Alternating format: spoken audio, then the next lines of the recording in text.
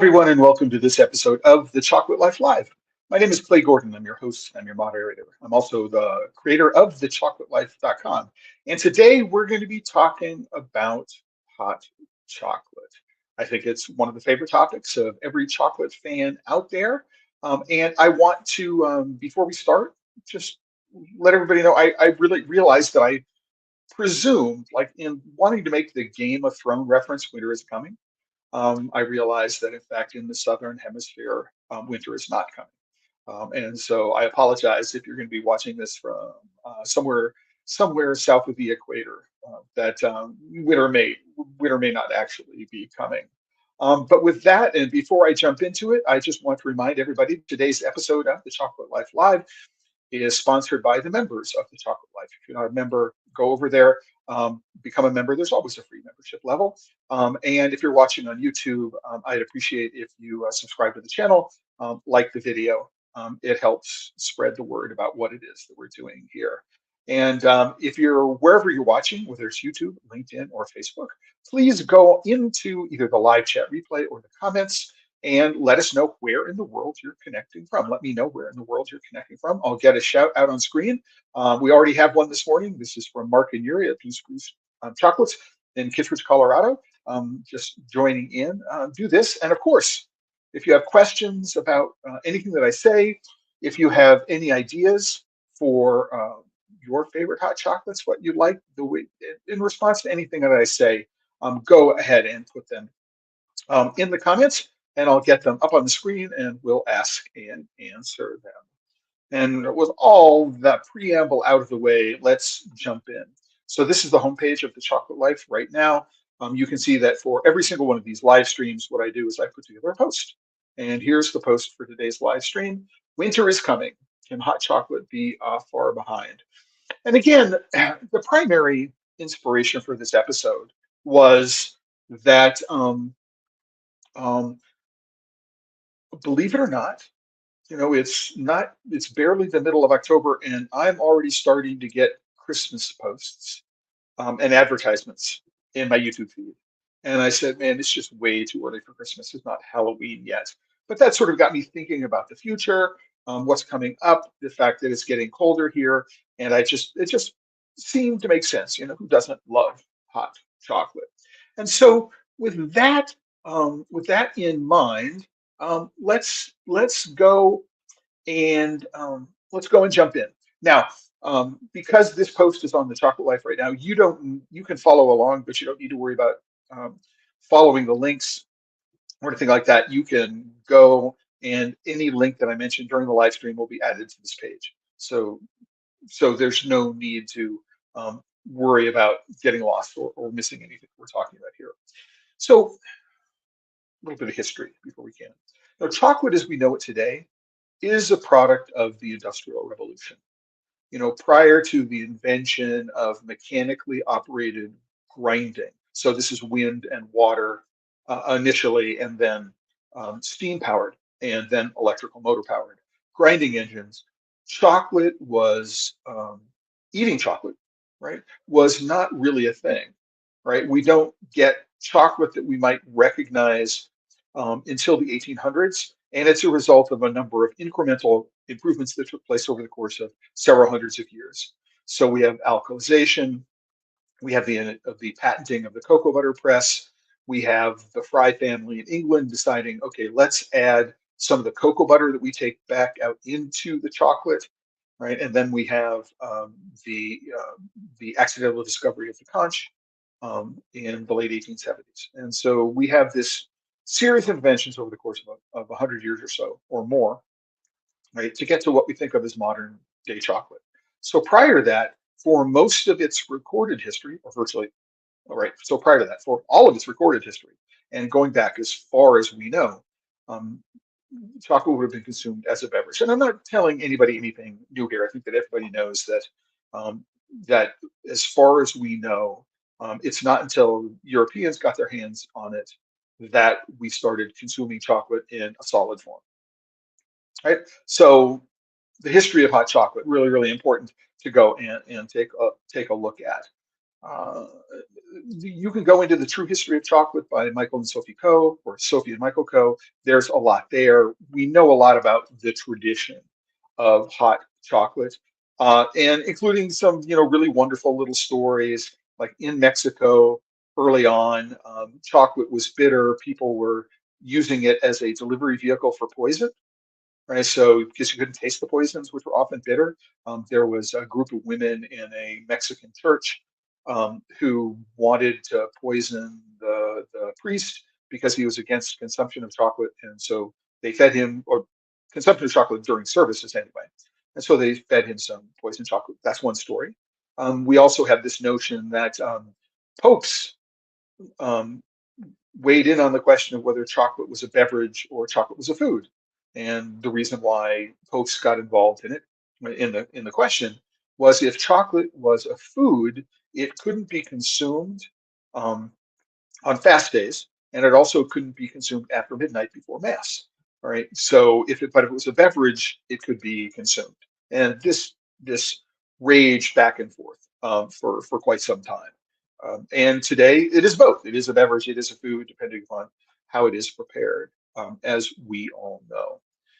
But my first, right, um, introduction to what we might think is of a true European hot chocolate, right, was not until 1998, when I visited the workshop and factory and store of the Bonnat family in Voiron, which is near Grenoble. It's actually south of Lyon. Um, uh, as I started out my journey to become a chocolate critic, I just literally just emailed Stéphane out of the blue and said, I would like to come and visit you. It is, for people who know my story, it is his chocolate in 1994 that inspired me to get into the chocolate business in the first place. And it was his factory, it was the first place to go. And, this is a page from their website, and, it's down near Grenoble. So here are the Alps right there. And the building has been in the Bonnat family since the 1700s, 1750s, or something like that. And when I think about, what a chocolate shop looks like, you walk in and, whoops, let me see if we can get to the picture. This is, my idea of what, a traditional French chocolate shop should look like. And um, I arrived in Voiron. I flew into Paris. I took the TGV to Lyon, got on a second class train from Lyon to Voiron, and then walked from the train station to here, to the family workshop. And then the next morning, came in and sat down. They have a Salon de Thé. It's a place where people come and have pastries. There's a kitchen where they produce pastries and hot chocolate. And I sat down, and while I was waiting for Stéphane to join me, this is the environment. They presented their hot chocolate to me. So they make it with a chocolate liquor that they make. So it's 100%, which is grated, and it is melted in full cream milk, whole milk, maybe with some added cream in it. And interestingly, what they do is they make this in advance. So they have a cooler. It has the base for the hot chocolate, and what they do prior to service is they put it into the steamer of an espresso machine. And so you've got this deep and rich and dark and bitter chocolate, which is at the same time light and frothy, because that's the way it's heated up. So it's very, very different from many other traditional hot chocolates. And it turns out that, like many things, I actually prefer, this style of hot chocolate today. I mean, when I think of classic great hot chocolates, or chocolate bars, my idea of what great chocolate is very, very much influenced by the fact that Bonnat was the first chocolate that I had. So heavy cocoa butter addition, very, very French style stuff, is where my influences are. And I think as a critic, it's important for you to know what my influences are and where I'm coming from. And so sharing this history with you is really, really important for me to let you know where it is that I'm coming from.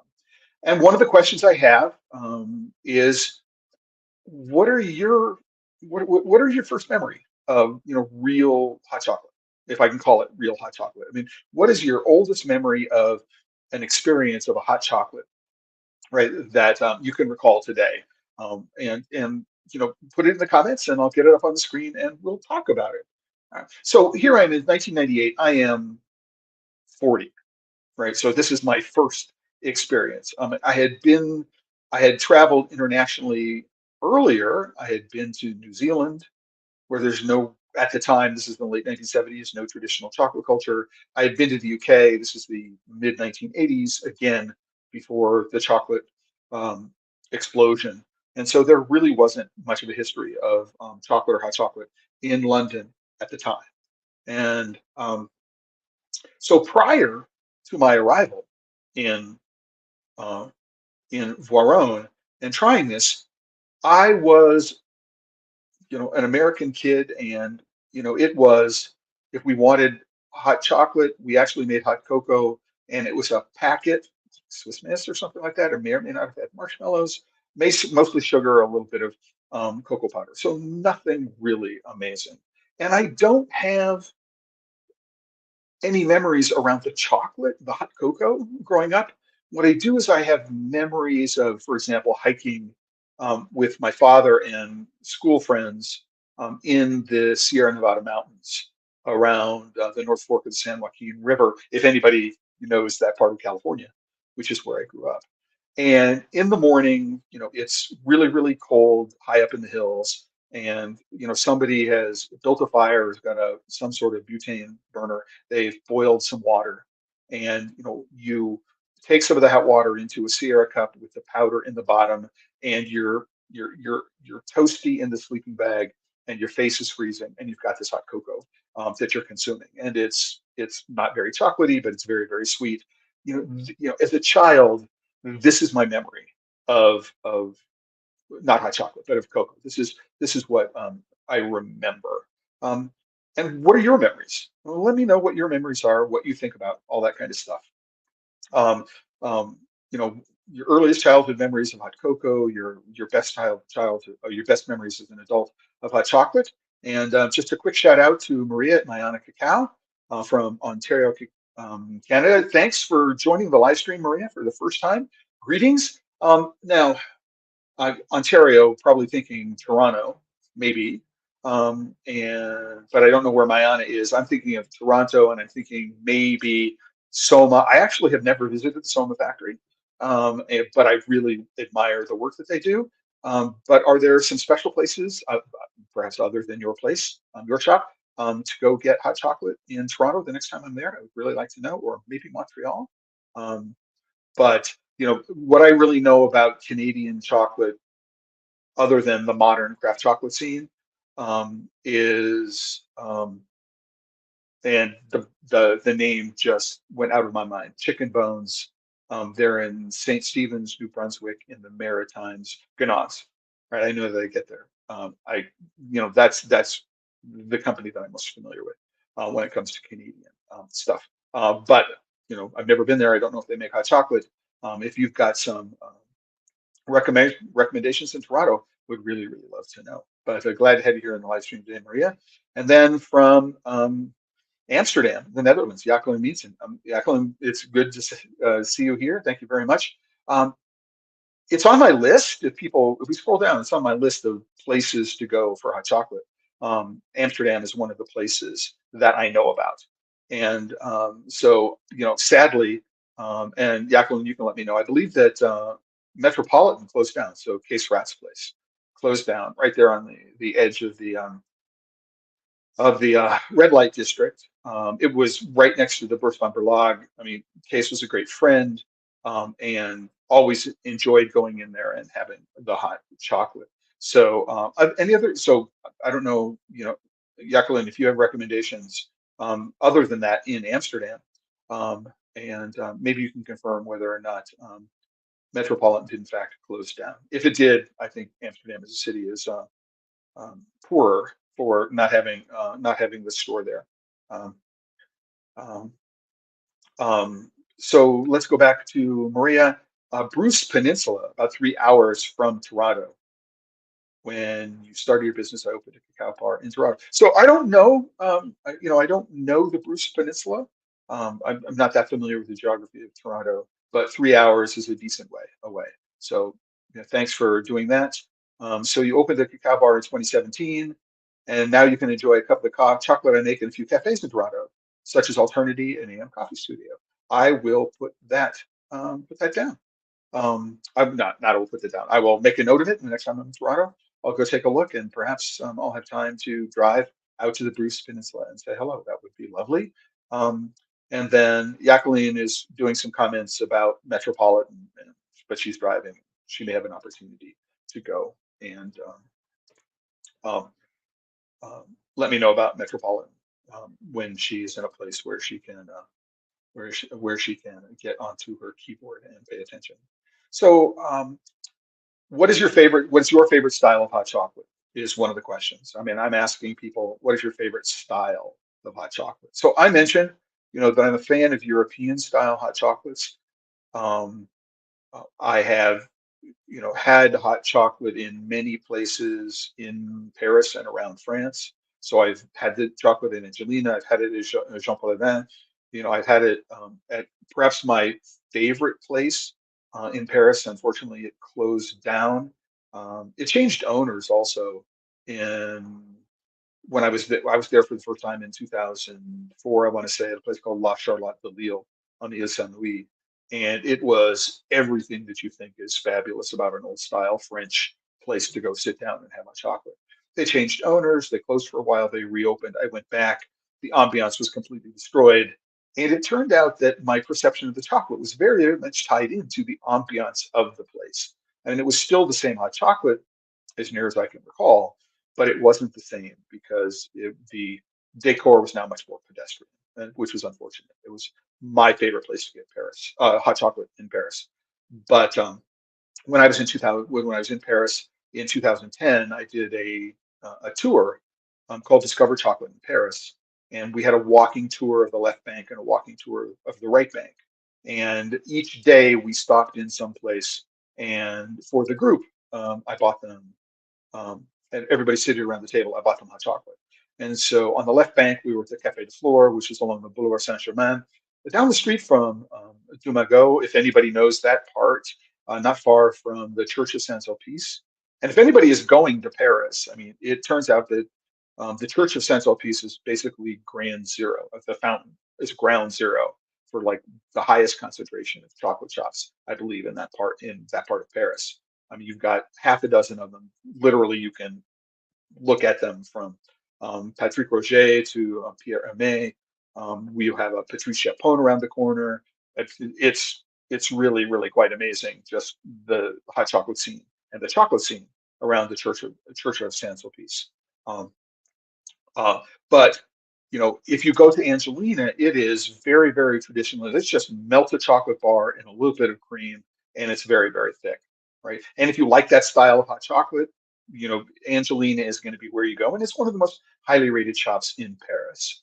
What you get at the Salon de Thé at Jean Paul is a little bit lighter, um, and you know, um, and in general, Evan is known for being an extremely good chocolatier, as an extremely good patissier. And so the range of what you can accompany your hot chocolate with when you're in Jean Paul Evan boutique is very, very different. A Café de Flore is a full-on brasserie, and hot chocolate is one of the things they offer. The presentation is beautiful. It's nothing, unfortunately, like the presentation at La Charlotte de Lille, but it's still very good, and it's great hot chocolate as well. But um, what I wanted to just reiterate is, again, I go back to 1998. I go back to the Salon de Thé of Bonnat in Voiron, where they're taking a chocolate that they've melted into milk, and then to heat it, what they're doing, or to reheat it, what they're doing is they're steaming it up. So you have the richness and intensity, really, really fresh, really, really high quality milk, but you have something that is very, very, very, very bright. Not very, very bright. That is quite, quite light and frothy. So you have the intensity, but it's not like you're drinking melted chocolate bars, right? So it's again, my style. That's what it is that I'm looking for. Um, this is also very, very different from Mexican style chocolate. So, and Mexican style chocolate, you know, what we think of in the United States is probably the little discs of abuelita or something like that, which is, I believe, a Nestle company. So very, very sweet. It's not the same thing as if you were to go to Oaxaca and Mayordomo and all of the sorts of all the little stores and restaurants in that part um, to get um, to get hot chocolate in that part of the world. So we think about Mexican hot chocolate um, in one particular way. If you go, you know, the average person is going to have it, you know, it's going to be cinnamon and almonds are going to be the flavorings of the hot chocolate ground in, right? It's not always going to be with chili peppers, so or achiote. That's associated with, you know, Aztec sacrificial rites to make the chocolate look like, you know, more the color of blood. So it's even within a place, Mexico, it's very, very, um, very, very different from one part of the country to another part of the country, and how you've taken that particular hot chocolate and moved it into another culture. And if I go to Mexico City, I may be making hot chocolate from these little discs. And so it is very sweet. And most of the hot chocolate in Mexico, certainly that which is made in Oaxaca, is made from cacao lavado. So cacao lavado are beans which are unfermented, right? Then all of the pulp is washed off and then they're dried. Then they're roasted very heavily because people are looking for sort of really, really nutty, heavy roasted flavors in their chocolate. They're not used to fermented, delicate, you know, even though, you know, we look at the, you know, ancient criollos were were bred into existence in that part of the world, you know, somewhere between modern day Tabasco, Chiapas, Guatemala, that part of the world, Honduras. It turns out that the culture of chocolate consumption in Mexico is very, very different from those delicate varieties. So just something to consider about that. I mean, you know, people who were participated um, in the cacao ceremony live stream, we were talking, I believe we were talking a little bit about traditional recipes associated with the Kuna Indians in down in Panama. And, you know, what they will do is they will take ripe bananas and boil them in water. And when it is cooked sufficiently, they will take cacao paste originally. Now the recipes all use cocoa powder, but they would have taken cacao and mixed it. And so that's a very, very different experience. It's thick, but it's thick from the banana mash that's in it. It's really, really different from what most people think about hot chocolate. And it is the banana that provides the sweetness, because we have to remember that prior to the arrival of Europeans, sugarcane didn't grow in the Americas. There was some indigenous honey, but the Melipona honeybees, relatively small, and were not prolific honey producers like the European honeybees are. And so there wasn't a whole lot of sweetener in the local environment. That way, you know, agave syrup was not a thing at the time. Certainly, it wouldn't have been in Panama. So it's important to know that the rest of the culinary history that goes into this. So in Paris, absolutely, Angelina, the Café de Flore, Jean Paladin, La Charlotte de Lille. I was heartbroken when I learned that La Charlotte had closed. I mean, it's just I have some really, really fond memories of being there with some friends. In Brussels, I mean, if anybody's been to Brussels, I mean, my favorite place is in Brussels is a colleague of mine. His name is Laurent Chervaux. He's sort of between the Grand Place and the Grand Place and there's another salon. There's another place. The name again escapes me at the moment, which is where Vitamer is in Marcolini and a bunch of other places. So Marcolini has a chocolate shop. He also has a patisserie in that square, right? And Laurent Gerbeau is sort of in between the Grand Place and that location. Um, he's a He's, you know, he's one of the few chocolatiers in that part of in Belgium who's not using a chocolate that is made in Belgium. he's been using Des Moines. And so you start off, and it's a very, very different experience because the chocolate has very, very different flavor profiles. Um, if you're traveling or in the United States, I mean, in Chicago, in New York, if you're in New York, you might think L.A. Burdick. There are a bunch of other places you might consider in there. What are your favorites, right, in terms of where you're going?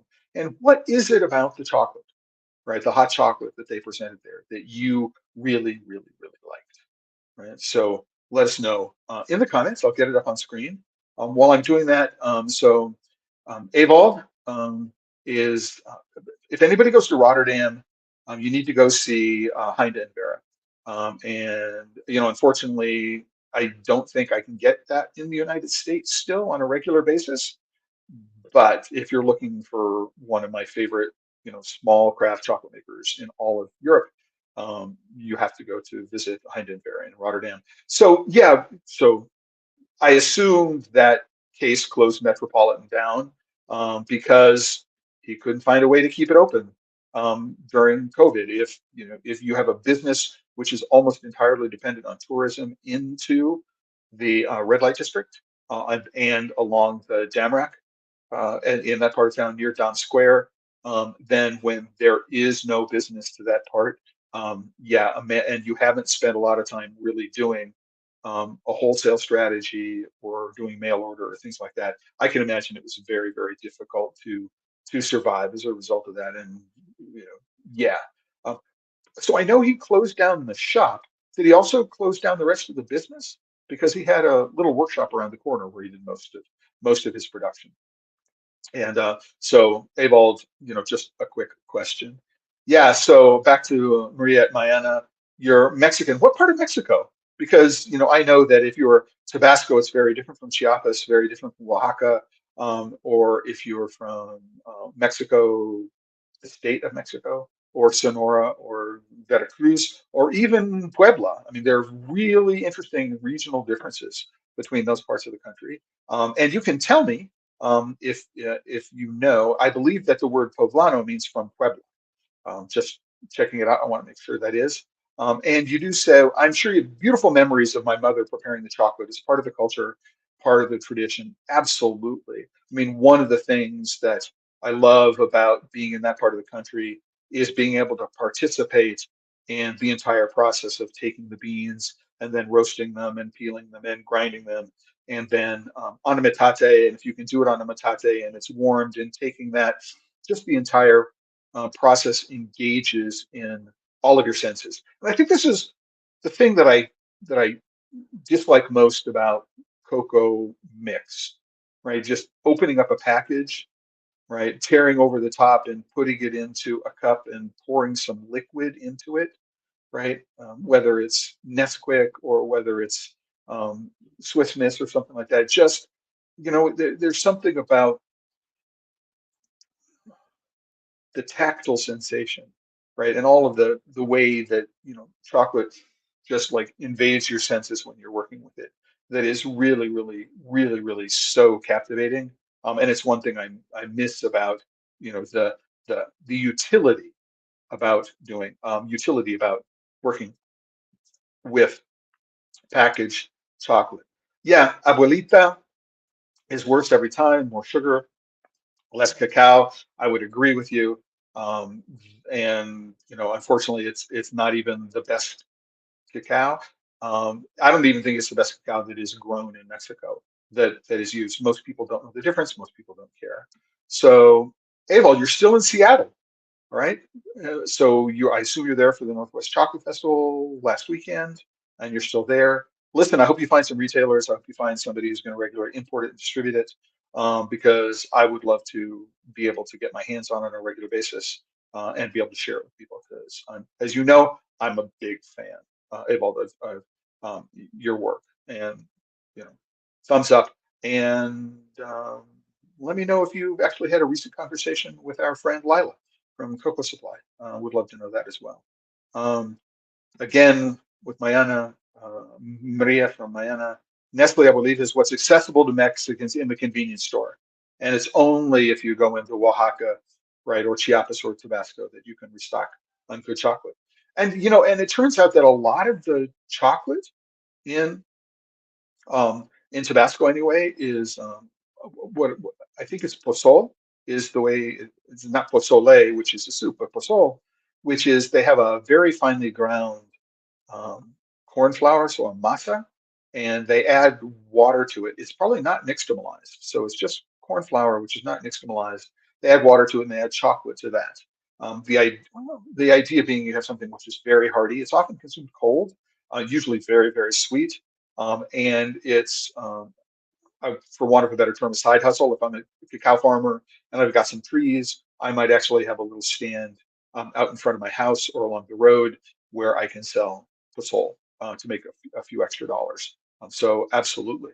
Um, so and you're from Hidalgo, close to Teotihuacan, the Aztec pyramids. Well, yeah, thanks for letting me know. But I definitely agree with you. I mean, that we think of many cultures sort of monolithically, right? So we think of Mexico, and if our only contact with Mexico is in abuelita or something like that, then we tend to think that that's what Mexican hot chocolate is all about. I can say if you go to the Chocolate Museum in Mexico City, Chocolate Museo, um, they produce some really, really wonderful hot chocolates using varieties of beans that are grown in Mexico and that are very, very different from what you'd get if you went to Oaxaca. Um, I, I've been lots of places in Mexico. Oaxaca is not one of them. There's actually an artist residence which is happening in next year, and I'm thinking about applying to spend 5 weeks in Oaxaca doing some stories around the culture of Mexican chocolate, specifically the history, which is surrounded in Oaxaca. So I'm really, really looking forward to that as well, uh, to do that. Um, what are your thoughts on marshmallows? Do you like marshmallows in your hot chocolate? I mean, the reason why I mentioned it is that one of the other inspirations for doing this live stream is I'm going to be in London next week. And I started looking around for things to do. I have a free day to roam around London, and I looked at the weather, and it's going to be raining and it's going to be cold. At least that's what the forecast is. And I said, great day to get on the tube and tube around London and look for hot chocolate.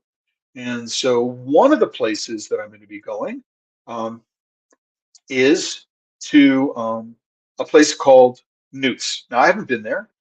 They focus on beverages. I have a colleague in London that I'm going to be joining up with, and for part of my hot chocolate crawl, and this is their favorite place to go visit. And so it's on the list. You see a little dab of whipped cream on the top. I don't know if this cinnamon garnish is a part of every presentation. Looks like there's something I can sprinkle on the top, maybe some cayenne pepper. Um, but one of the places which is very highly recommended in London is this place called Chin Chin Labs.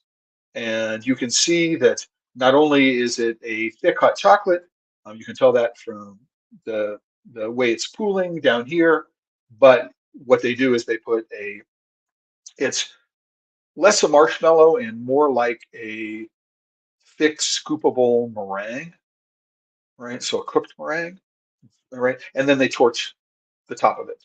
And so marshmallows, yes or no? I would say this kind of marshmallow, I'm really intrigued to figure out um, what it's like, just the texture of the marshmallow, and then mixing it into the hot chocolate and seeing how it changes the texture and the experience of the hot chocolate. But when we think about, the little packs of Swiss Miss, and they have the what freeze dried marshmallows in them, and they reconstitute weird. Not a big fan. When I was, I helped raise four girls, and when we had hot chocolate, I would make it from chocolate um, because I had chocolate around. That it was always a question of are they going to be mini marshmallows or big marshmallows, and you gave my sister three marshmallows, and I only had one marshmallow. You don't love me anymore. So that's mainly my my connection with marshmallows and hot chocolate. So I'm sort of agnostic about it. I approach it. This is this is the way Chin Chin Labs is known for presenting their hot chocolate. And I want to go there and I want to see the presentation and know what it is all about, because if I look at a bunch of lists about where to go in London for hot chocolate, Chin Chin Labs is always on that list. Noops, actually, for one reason or another, is it Noops or Canoops? I'm not entirely sure. I will let you know when I get back. But for one reason or another, it doesn't show up on a lot of the lists when you go to the lists of places in Yelp, or you go to the lists of on YouTube or things like that. But it shows up when you speak to chocolate aficionados. They're really, really big fans of Noops. Another place that shows up a lot is this place called Dark Sugars. And I'm really intrigued. It's a much more classic presentation in many respects. You can buy the ingredients. I mean, I'm just, looking at the way they describe it. Oh, and one of the things it's known for actually is the they will throw these curls of chocolate into the top of the cup, and so you're navigating your mouth around these chocolate curls. But one of the things which I think is really important, and it's one of my tips later on, is that when I think about making hot chocolate with myself and my friends, what I will do is I will do a blend of chocolates. So I will use, I won't use sugar ever to sweeten it. If I'm going to do that, I'm going to use some hot chocolate or some white chocolate, right? If I want a kind of, caramelly depth, I will use milk chocolate in there. It was dark chocolate for intensity, but I'll, tend to be in the 90% plus, right? In terms of balancing the sweetness for the white chocolate. Um, but I like blending, and sometimes I throw cocoa powder in as well if I'm not going to throw cayenne or other kinds of spices in there. But I think that one of the things that's interesting about the presentation, the dark sugars, as I recall, is they're using these curls. Um, and you can buy a kit and take it home, and apparently, you get curls as a part of the presentation. So been to London? Anybody? Unfortunately, I don't have time to get outside of London, and unfortunately, I don't have enough time because of when my flight leaves on Sunday. I'm returning, so I don't feel comfortable going to Paris for the Salon and trying to get back in time. So I'm going to stay in London, right, and and just enjoy the day. I have some time on Friday. Meeting up with a friend of mine, a colleague by the name of Paul Wayne Gregory. He's a chocolatier I met for the first time years and years and years ago. He's coming to London. We're going to get together and have drinks and dinner on Friday. And then Saturday, I'm just going to head out and go see what it is that I can see. I'm looking forward to what it is that I find. And people have also recommended that I go see William Curley. I know William, I've been at his shop in the past. I'm going to have a chance during the forum to meet up with Chantal Cody. And I know that Chantal might have some recommendations. So it's going to be a really, really wonderful, wonderful day on Saturdays, just running around London, consuming far too much hot chocolate and stuff like that. Before we continue along, a couple of things. So this is for Evolve. When we have time, we'll work on a US distributor. Rather busy ramping up production, growing production, drinking chocolate, adding single origins blends at different percentages, and are drinking chocolate with speculoos spices is very popular. I imagine when we think about Biscoff, that flavor of Biscoff, which is a little bit like gingerbread, but not really. It's not as spicy as gingerbread. I can, I can imagine lots of ways to get that flavor into the chocolate. I mean, if I think about a traditional Mexican chocolate, for example, they will use cornstarch. Actually, and they will do this in European chocolates as well. They use cornstarch or arrowroot as a thickener in the chocolate. And I can imagine actually taking a chocolate and grinding up Biscoff biscuits into a very, very fine powder, and then melting the biscuit or dissolving the Biscoff biscuits and using it as a thickener in an interesting kind of way, and then garnishing it with a Biscoff. I mean, that would be one way to do it if you don't want to put the spices in the chocolate itself. Something interesting. So marshmallows, yeah, for some reason you like to spell it with an E, marshmallows. That's marshmallows, M-A. But yeah, marshmallows, especially if you get them from a coffee shop. If you were to get a marshmallow, it wouldn't hurt your mellow if you got it from a coffee shop and put it in your hot chocolate. So if anybody is doing anything like that, interesting to know as well. Um, Also, 7 spices: ginger, nutmeg, cardamom, cloves, coriander, and white pepper. Absolutely. And if you get a chance, and this, Maria, this is maybe something that you know, in Tabasco specifically, they grow something called pimienta gorda. So it's a large, it looks like a large allspice crossed with black pepper, and it has got a flavor which is very, very close to allspice, but it has a pretty potent heat. And so when I think about making a Mexican hot chocolate, one of the things I love to do, and I used to have like kilos of it. You know, I would bring a bag of it when I came back when I was working down in Tabasco and just grind it into my chocolates. Just really, or sometimes just use it as a decoration on the top of things. So I get, put in a pan and toast it and get the aroma on my nose as I'm drinking the hot chocolate. It's a great way to have fun in doing it and enjoying things.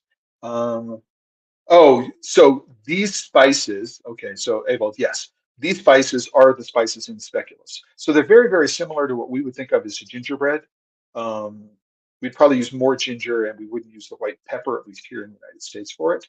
And then you'd use 3 different origins in your Dutch drinking chocolate, right? So, oh, partly sweetened with banana. Great idea. I think that I've got some um, I've got some um, organic freeze-dried banana powder that I'm expecting to arrive actually today, later today, and I'm going to be using that freeze-dried banana powder with some chocolate liquor that I have and some cocoa powder, and start experimenting with, you know, how much banana powder is going to be used. Um, Again, to provide the thickness that I'm looking for, the texture I'm looking for, but also the sweetness that I'm looking for without adding sugar. Going to be really, really interesting. Um, okay, so so Maria, absolutely. When I think about this, chocolate and corn masa, that's actually an atole called champurrado. Um, yes, but there is a specific name which is used in Tabasco for a, which is, I believe is, which is, while it may be an atole, it's not called, at least on the street side, it's not called champurrado. If you went into a high-end restaurant, it might be called champurrado, but that's, um, yeah, so absolutely. And we'd be using annatto or achiote. Chilies and cinnamons are traditional spices of Mexican chocolate. Now, it's interesting to know, ask ourselves, when we think about what's traditional or not, where these spices come from, right? It's because chilies are native to South America, and they would have moved north probably along with cacao, right? So that's something to think about. Um, is cinnamon indigenous to the Americas? Was it introduced? At what point was it introduced? Interesting question. So how far back does this historical tradition go? We think about mole poblano. So when we think about mole, getting off the hot chocolate topic, but when we think about mole, we often think about mole as a sauce which has chocolate in it. The mole poblano is the one that has chocolate in it. It is traditionally from Puebla, is my understanding, right? As I mentioned. But if we go to Oaxaca, we have the traditional Oaxacan moles, which basically just means mixture, right? So you have mole rojo, mole coloradita, so red and pink, mole negro, black, mole verde, green, um, mole amarillo, you have yellow. You have bunches of traditional moles there, in which you'll find, a very, very traditional spicing um, spice combinations. But what's interesting about mole poblano is that my understanding from the history is that it is a post-Hispanic invasion. So it's a post-colonial invention. So it did not exist prior to the arrival of Europeans. So that's my understanding. Um, um, Evolved cinnamon might be Ceylon, but It might be. I'd have to go and look, and I'm not going to jump into the research. Although I will add that link into the post when we get there. When I do that, and we'll do it. But for example, if we look at cloves, for example, they are from the Moluccas, and other ones might be. I don't know if cardamom is. So it's the Dutch use, the spice trade is one of the things that financed all the exploration. So sugar, cocoa, all the spices, they're what financed the exploration and the colonialization of the rest of the world out of Europe. And so they traveled all over the place in order to be able to gather these spices and to be able to profit from them. But yeah, no, totally. It's all over the world, all around the world. Really important to know. And so there is Ceylon cinnamon. We have cassia. There are varieties of it. I'm going to go do a little bit of research and put some background information on the origin of cinnamon. And if I can, I'll also do the other traditional specular spices, where the origin of those spices is from. Um, right. So yes, Maria, cinnamon was introduced by Europeans, came from Asia. Right, but all these spices were used in the original recipes for chocolate. Yeah, but they only would have been used. So the the Mayans, when they ground it, they would have used the spices that are local to them. So they would have used chili powder. They might have used ear flour. If I'm in Oaxaca, they might have used rosita de cacao. They would have used things. I mean, they would have incorporated into the traditional recipes, right? After that they were introduced. I mean, almonds, which are very, very common in an ingredient in chocolate in Oaxaca. Mayordomo, they're in a lot of Mayordomo recipes anyway, would not have become traditional or original until the almonds would have been introduced. So, you know, um, so yeah, no, going through and understanding that history and, the similarities in flavors between cultures, for example, so, if you look at a spice like cumin, for example, it will show up in some Mexican dishes, but it also shows up in some Indian dishes and some North African dishes. And so looking at those connections is really, really fascinating and tracing the history of it and the movement of it, as well as the movement of cocoa, right, around the world and how it influenced things. So the Spanish would have tried to monopolize cocoa trade. They did for many years. They took it back to Spain. It would have been kept within the court of Spain for many, many years.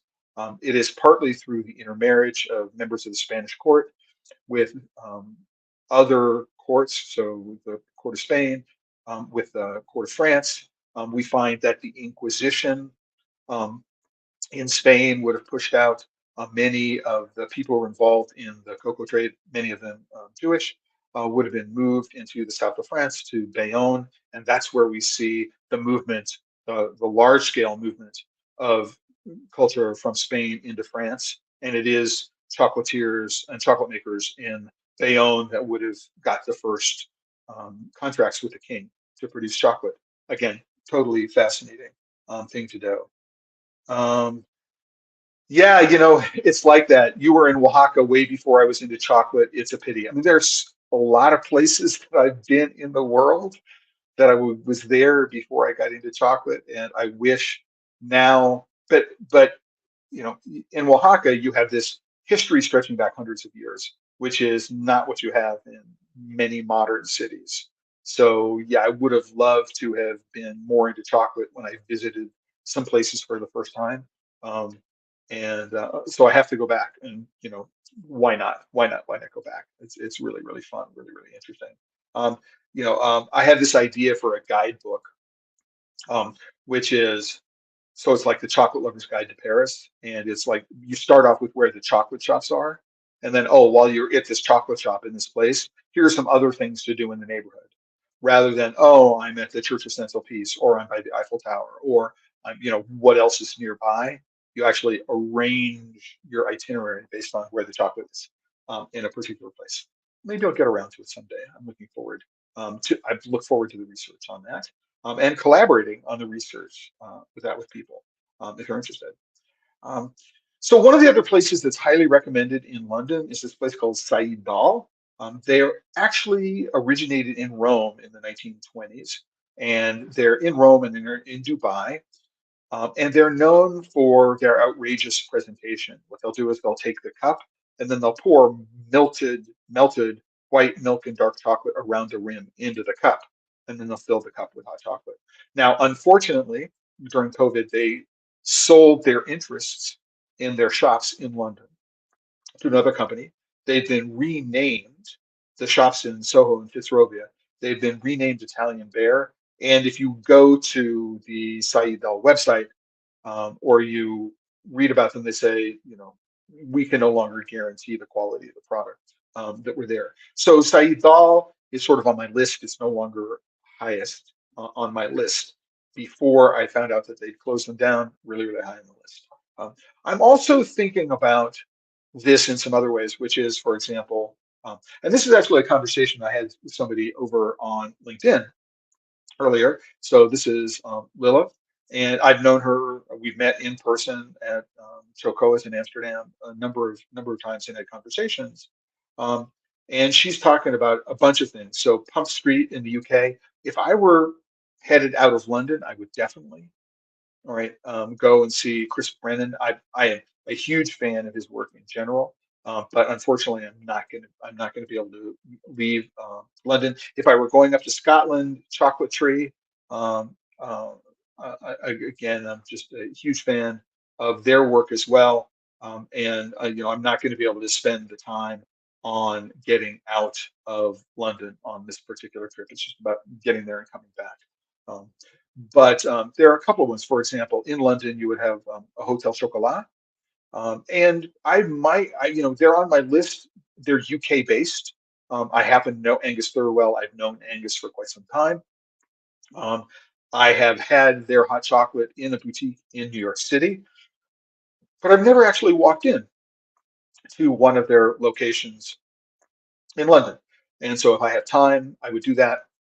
I've also had recommendations of Italian staples like Venchi and Amorino. Amorino is primarily known for gelato.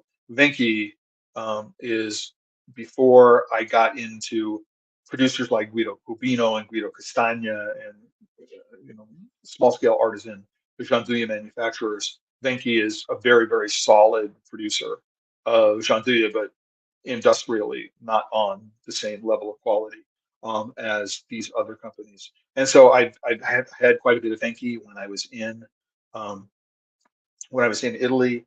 I've been into Amorino, a shop. There's one in New York. There's one along the Boulevard Saint Germain, along the Rue des Artistes, if I recall. This pre-COVID. I haven't been to Paris since 2018. Um, and so, they're there. So definitely they're sort of in the back of my mind, but they're not priorities because I think I know what it is that they're presenting because I've been there on a number of different occasions. One of the things that I left off this list of places to go and my favorite places to go, and I will update this list when we talk about Brussels and Cologne and Amsterdam, is the city of Turin. If you ever get to Turin, there are two chocolate related things you need to go do. One of which is it's along the same street that fronts the Porta Nova, which is the new train station in Turin, is a little store called Gerla, Gerla. And they were, again, I've been there since 2017 or something like that. They're one of the last companies to hand spade their gianduja. And they have a fabulous presentation of hot chocolate. And you can sit outside at a table under one of these little, tiled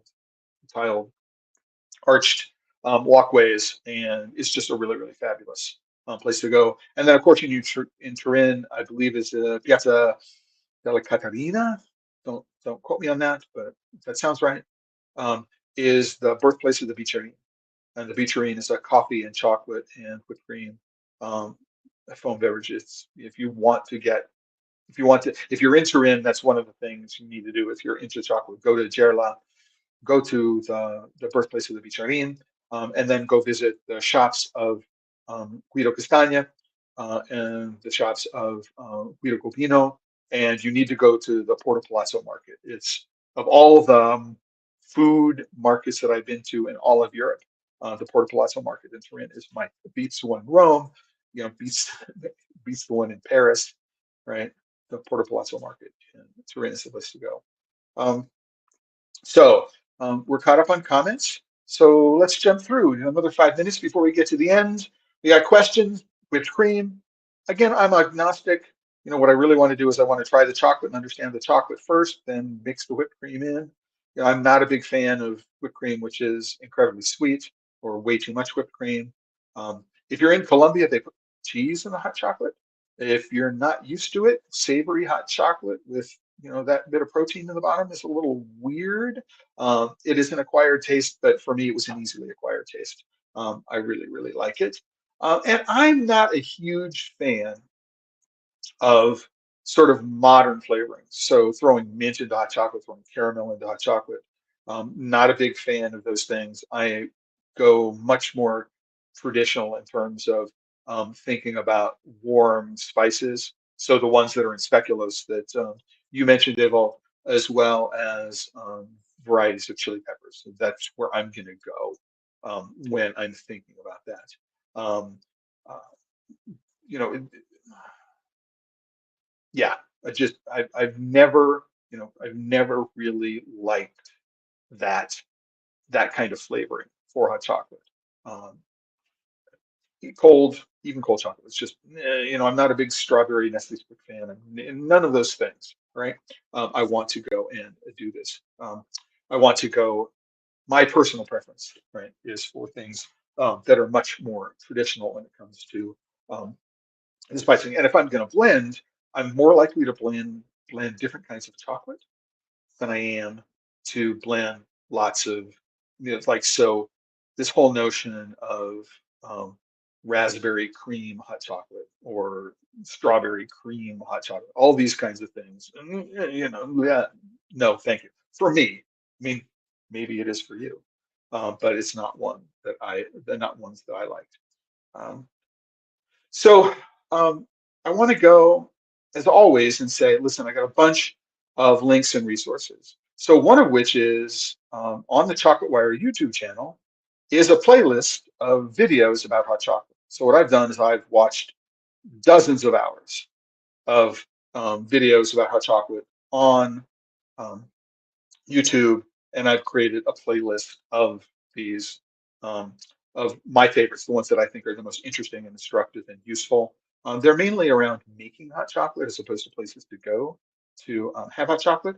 There's also a playlist on chocolate chip cookies. There's a playlist on chocolate cake. There's a playlist on desserts, right? So there are a bunch of playlists on the YouTube channel, which you can go to and spend hours and hours and hours just deep diving around things to do and make with chocolate. Again, I spent far too many hours during lockdown engaged in diving down these rabbit holes. And I collected what I think is the best one and put them there. That's a resource which is on the website. Um, again, I told you where it is that I want to go in London. Perhaps you have some other ideas for where to go in London. And I'm going to end with this fun little story. Um, um, Before I do that, Avald is saying that their pure dark is popular for ice drinking chocolate. It's as an eating chocolate, it's a great again, if you are in a place where you can buy height and Vera chocolate, they're made in Rotterdam. Um, that you owe it to yourself to try all of their chocolates. And if they ever do a run of the Dutch um, hazelnut chocolate made with bastardsuiker, you need to get that bar. I mean, they made it for my 20th anniversary. If you like gianduja, right? It is a really, really special combination of endemic Dutch hazelnuts and DOP sugar, which is unique to the Netherlands. You need to go and do that. No, I don't know what Merck is as a big Australian brand getting traction in Europe. I would really like to know who the owner of Merck is, and I hope I'm pronouncing that right because you've got that the diaresis over the O. again. But I'll go take a look it up. Actually, my daughter is going to be going to Australia for a 3-week holiday in a week or two. And what I will do is I will ask her to go take a look and see if she can bring some back for me. I've never seen it here in the United States. So really looking forward. Now that you do it, I will make sure that it is on her list. She may be going to Adelaide. I'm hoping that maybe I can arrange for some special entry into the Hades factory. We'll figure it out. But I will go think about work as well. People who live in the northern hemisphere associate hot chocolate with winter and think the beverage made with cocoa powder and whipped cream on top. Absolutely, Maria. So one of the things that's interesting is to consider is when we think about Latin America, for example, and we think about South America, um, there is no real culture of chocolate consumption, right? In Ecuador and Peru. In Peru, it's much more modern, but in Colombia, consuming a cup of hot chocolate um, is a part of what it is that people do on a daily basis. If you're in Mexico, consuming hot chocolate is something you do on a daily basis. It's not something you do in Costa Rica or Panama. It is much more common in Nicaragua, Honduras, Guatemala, right? Again, Tabasco. But when you go around the world, what you'll find is that in cocoa producing countries, um, you'd think they'd all have cocoa consumers or chocolate consuming cultures. They don't all do. And Europeans, their first thought is sweet for the most part. When they think about chocolate, they think about hot chocolate, they think about something that is sweet. And it's really, really important, I think, to understand that these cultural differences and how the local culture of cocoa and chocolate consumption um, is something that has evolved over the course of hundreds and hundreds of years, partially through the introduction of flavors and other ingredients from that down. Um, Now, Jacqueline, can you please write that down of your Dutch advice? Um, so I am, so Jacqueline, please let me know so in the post for today, if you're going to the Netherlands, to go and make sure you taste the work of Heinde and Vera, especially this, hazelnut bar. Let me know if that's what you're thinking about. I hope that is. And finally, uh, for Maria, in Mexico, we're not using to serve hot chocolate with cream and marshmallows at the top, and it's drunk all year. Absolutely, we go back to this culture of consumption, right? That the history of consuming cocoa or consuming cacao in Mexico has been around spicing it, right, with chili peppers, with ear flour, with rosita de cacao, with other things that you can find in the environment, and then gradually introducing things. It is the Europeans who introduced, um, for example, cane sugar, and they're the ones who said it's bitter, we don't like it, let's add sugar to it, and yay, it's really, really wonderful, right? Um, and so again, that's why I think it's really important to understand, the way they drink it. It's a Tabasqueño, I'm going to be drinking it this way. It's a Chiapaneco, I'm going to be drinking it this other way. If I'm Oaxaqueño from Oaxaca, I'm going to have it still yet another way. And if I'm up in the big city, right? If I am in Mexico City, then I'm going to have it still yet another way, right? And it's really, really important. And it's a great point that you make. And thank you, Jacqueline. I get what you get. Talk about the bastard chocolate and in the chocolate, and I will do that. So I want to outro this, right, with a little story. But before I do, say thanks to everybody who's been listening from the very beginning. And also, if you could subscribe to the channel, the Chocolate Wire channel, to do a thumbs up on the video, that would help. And to remind everybody that every episode of the Chocolate Life Live is sponsored by the members of the Chocolate Life. If you're not a member of the Chocolate Life, head on over there. So here's the homepage of the Chocolate Life. I'm logged into my account, so it's account. If you're not a member, it'll say join. You can click on join. It'll pop up a little thing. You know what? I'm not going to do that because I'm logged into my account. But you'll find options. There's always a free option. And I've started adding at the bottom of all the posts just the ability to subscribe as a free member right in the bottom of every post. So you can do that. Maria, one last question before I go into my story. We're running a little long.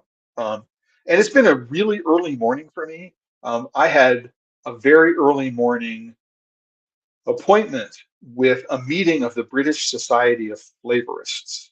So they're doing an annual meeting in Italy, north of Milan, and I was asked to give a short presentation on communicating the flavors of coffee and chocolate, which was really quite fascinating, and I really enjoyed doing that. But it's been a long day. It's been a long day for me already, and it's barely 11 o'clock in the morning here. So finally, this last one for Maria. Jacqueline, thank you for your thank you very, very much. And Evald, thank you for your thank you as well. But what if we call it drinking chocolate instead of hot chocolate? I'm making superfoods, sugar-free drinking chocolate, and trying to persuade consumers to drink it even in summer. So, right. So um, we can call it drinking chocolate, and then we can offer it hot or cold, right? In Europe, drinking chocolate, especially France and Spain, drinking chocolate has a very, um, very, very specific meaning. They're talking about something which is, let's take chocolate, melt it down, add a little bit of milk, and it's very, very thick. That's what we think of as drinking chocolate. And you're not wrong in saying that we need to come up with a better name for it. And I think, Frappuccino, right, is a pretty good name for it, but it's a really, really, it's a trademark name. Of course, you can't use it. Starbucks tried to do it with their own drinking chocolate. It was horribly sweet. It had a lot of cornstarch in it, and they called it Shentico. It's like stupid name. A really, really bad misstep. And so it was around for a week, and then it disappeared. It was a bad product. Maybe a small kid might like it, um, only if you watered it down because it was way, way too thick. Um, Chococino. Yeah, if Chococino, interesting. But are they adding coffee to it in a Chococino involved? Um, Certainly, any kind of mocha you can do, that's great. Um, um, so if you're doing chocolate, you got a little coffee. Lots of lots of ways of doing it. Um, I don't know the answer to the question about this, but coming up with other names for it is a really, really good idea. And generally, people who are regular listeners to the Chocolate Life know that I'm, you know, really, really, really focused on the language that we use, using it properly, because the words we use inform our beliefs inform our actions, and using the right words in the right ways can definitely get people to embrace a product or to embrace an idea in really, really new and important ways. So yeah, no, actually, well, the idea of a 50% cappuccino and a 50% drinking chocolate. Again, here's the drinking chocolate. So you're calling it a chocochino rather than a mochaccino, right? Um, which would be a similar kind of thing. But yeah, no, absolutely. Um, if it catches on in Amsterdam, it might. I don't know that it's something well, I mean, not everybody wants to have coffee in their in their in their with their hot chocolates, and so I don't know that I would necessarily go that way. But I do want to. I mean, we're running long. I don't mind that. Again, however, it's already been a long morning for me, and I've got work to do before I can head out to the airport in less than 48 hours for this trip to London. And what I want to do is I want to get to the end of um, the topics that I prepared about, um, wanted to talk about. And one of them, uh, yeah, Wiener cappuccino, that might work. That might work in Europe because I'm thinking Wiener is probably connected to Vienna, right? Wien, right? Vienna, which would be the Austrian term. But in Wiener cappuccino, somebody was saying, well, you want to put a hot dog in my hot chocolate? I mean, that would never work. So yeah, yeah, yeah. You are saying yeah, Vienna, right? It is Vienna. So yeah, wouldn't work in English because everybody would say, right? Yeah, how do I put I'm putting a hot dog in my chocolate? Because that's wieners, right? The way we talk about it here. Yeah, it is pretty funny. That's one of the great things about language, is right. You have to be very careful. Is that you think about a word and it means something entirely different for you in the context that you're in, and you move it to another country, and it's like, no, you need to stay away from that. You need to stay away from that entirely. But it's a lot of fun. So finally, all right, the last thing I'm going to do, I'm actually going to click out of the comments. So I'm not, I will see that there's a comment there, but I'm not going to react to the comment. So what I want to end is that, for me, the chocolate life, right, is sort of like the Japanese concept of ikigai. So you find something you're good at, you find something you like, and then you find a way to um, make it a central part of your life's work, right? Hopefully, it has an impact on other people. And the thing that I would say that distinguishes the chocolate life from, right, the Japanese concept of ikigai is that the chocolate life has this definite paying it forward aspect to it. So you want to find your chocolate life, something you're good at, something you really love, something that you can make a living at, something that has positive value for the world. But then what you want to do is you want to encourage people to find and follow their own chocolate life. It doesn't matter what the topic is. This is just a general idea, right? And the chocolate life actually wasn't the first thing I thought of. Originally, I was listening to a Ricky Martin song, and Living La Vida Loca became Living La Vida Coco. So Live La Vida Coco. Eventually, it became Living the Chocolate Life. And for me, the important part is live. I mean, my chocolate life does not suck, right? That's just, I mean, I get to travel all over the world. The places that I have been, if I had been in my previous career, I never would have had an opportunity to go to these places. I never would have had an opportunity to meet the people that I have met, to make the friends that I have made, to have a chance to learn very deeply and appreciate all these differences and all these different cultures and all this. It's been fabulous living La Vida Coco. Right? Um, but sometimes, different aspects of your life just sort of crunch and explode. So in 2004, I had an opportunity to take my family, so my ex-wife and three of my children, to Paris, and we went to London. So we flew into London, and then we took the train from London into Paris, and then in Paris. This is before, so this is 2004. So this is before Airbnb, right? And it's before really online booking engines like Expedia and Booking.com, before they became, maybe Priceline was big, but I can tell you, showing up and not knowing where we're staying until we book, not happening. So we want to know exactly where we're staying. So I ended up using a precursor to Airbnb in New York City. It's a little boutique outfit.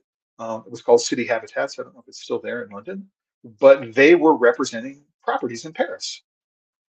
And um, so I worked with them and arranged for an apartment for us for the better part of a week in Paris. And it was near Les Halles, so it was very, very centrally located, very, very convenient. And interestingly enough, again, small world thing, is that the apartment was owned by an opera singer, a very, very famous opera singer by the name of Renee Fleming. So we're staying in Renee Fleming's. I mean, like New York Opera, we're staying in Renee Fleming's apartment, right, in Paris, right? And really interesting, there's a connection between Renee Fleming and this hot chocolate shop I told you about called La Charlotte de Lille.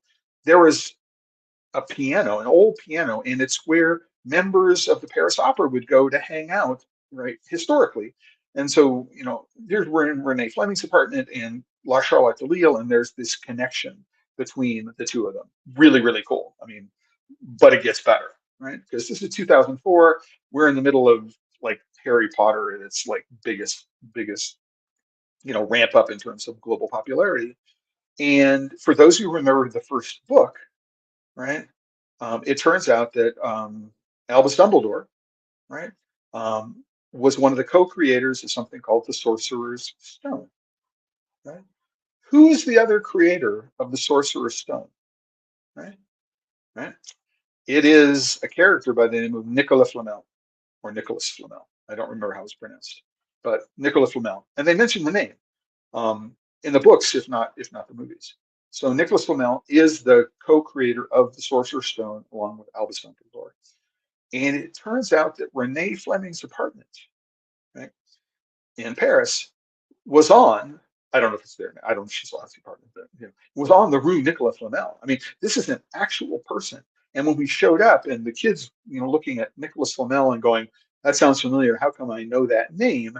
Um, they made the connection to Harry Potter, and it made the entire trip cooler. And then we had that connection between Renee Fleming and La Charlotte de Lille. I mean, which again, you know, I'm sad that it closed down. My favorite hot chocolate shop in Paris, until it closed down, made that really, really cool. And then we ended up going to the Cluny, the Musée du Moyen Âge, as a group, and you can see Nicolas Flamel's headstone. So he's a real person, and it was just fun for all these different parts. We've been reading the Harry Potter books to our kids every night. They've been reading to us. We've watched the movies. I mean, we were staying in this opera singer's apartment, and it was connected to this little store, and it was all associated with Nicolas Flamel. So there was this Wizarding World of Harry Potter connection to everything. And that's why I think it's really important to remember that chocolate makes people happy,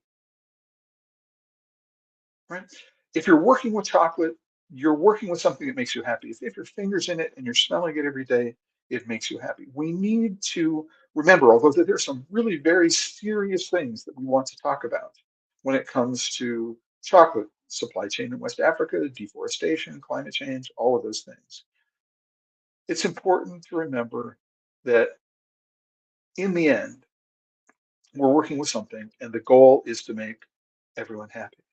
And so I will be back a week from Tuesday. No Chocolate Life Live episodes next week. I'll be in London. Timing doesn't work, but I'll be back on the 31st, Halloween. I'll be doing a trip report, so I'll let you know about the International Cocoa and Chocolate Conference. I'll let you know about my chocolate crawl, where I went, pictures, all that other kind of stuff. So it's going to be an interesting day to wind up on that. But I do want to remind you that, even though sometimes we really do get down to some really, really heavy, deep topics, which I think need to be faced, right? It's important to remember that if you're working with chocolate and you are not having fun, if you're working with chocolate and you're having fun, you are doing it wrong. Remember that, everybody.